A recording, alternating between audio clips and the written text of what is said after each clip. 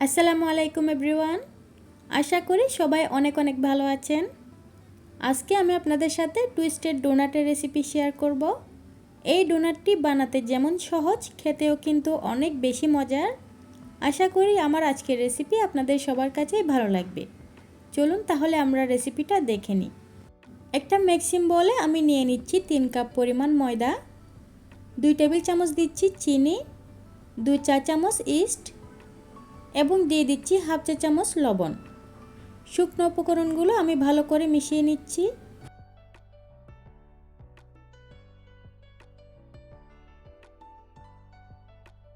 মেশানো হয়ে গেলে এতে দিয়ে দিচ্ছি একটা ডিম। ডিমটা অবশ্যই রুম টেম্পারেচারে থাকতে হবে।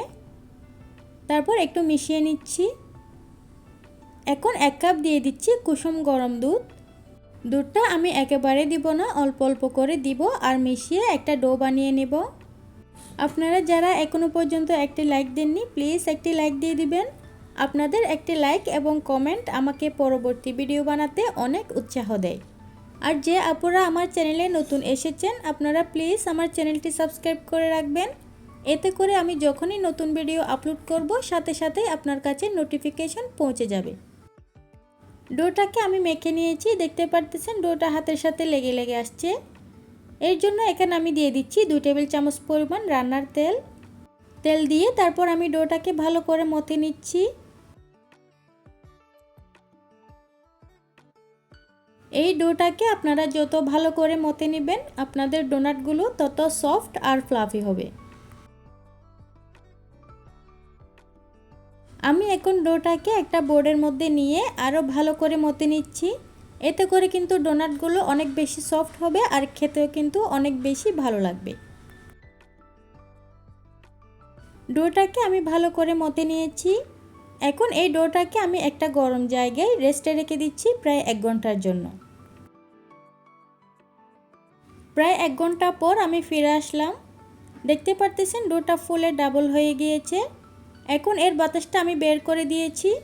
তারপর একটা বোর্ডের মধ্যে নিয়ে আবারও একটু মথে নিচ্ছি।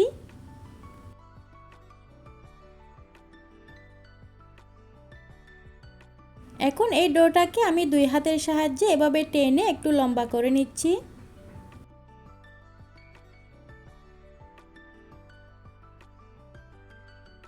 তারপর এর থেকে আমি ছোট ছোট লেচি কেটে নিচ্ছি। আপনারা আপনাদের পছন্দ অনুযায়ী ছোট করে অথবা বড় করেও কাটতে পারেন।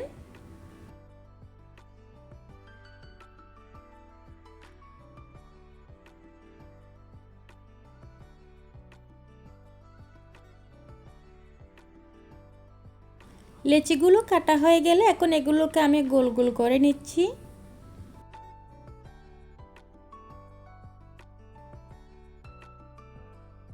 সবগুলাকে আমি একইভাবে করে নিয়েছি। এখন একটা লেচি নিয়ে আমি হাতের সাহায্যে এভাবে যতটা সম্ভব লম্বা করে নিচ্ছি।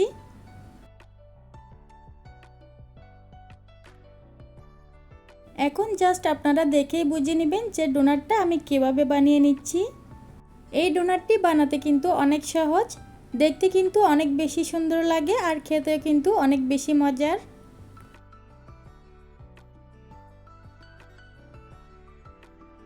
এই তো আমি একটা ডোনাট বানিয়ে নিয়েছি। সেমভাবে আমি সবগুলো ডোনাট বানিয়ে নিয়েছি। এখন একটা কাপড় দিয়ে এগুলোকে আমি ঢেকে রেস্টে রেখে দিচ্ছি আধা ঘন্টার জন্য।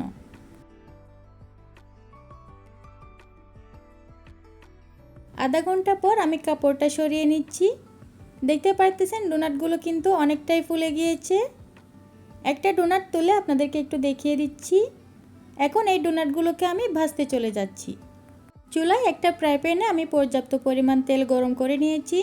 তেলটা এমনভাবে গরম করতে হবে আপনার আঙ্গুল ডোবালে আপনি সহ্য করতে পারবেন, এমনটাই গরম। ডোনাটগুলো আমি দিয়ে দিচ্ছি।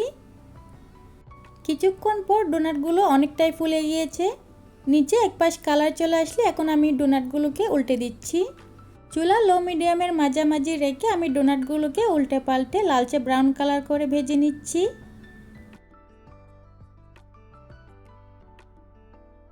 ডোনাটগুলো আমার ভাজা হয়ে গিয়েছে। এখন আমি এগুলোকে তেল থেকে তুলে নিচ্ছি।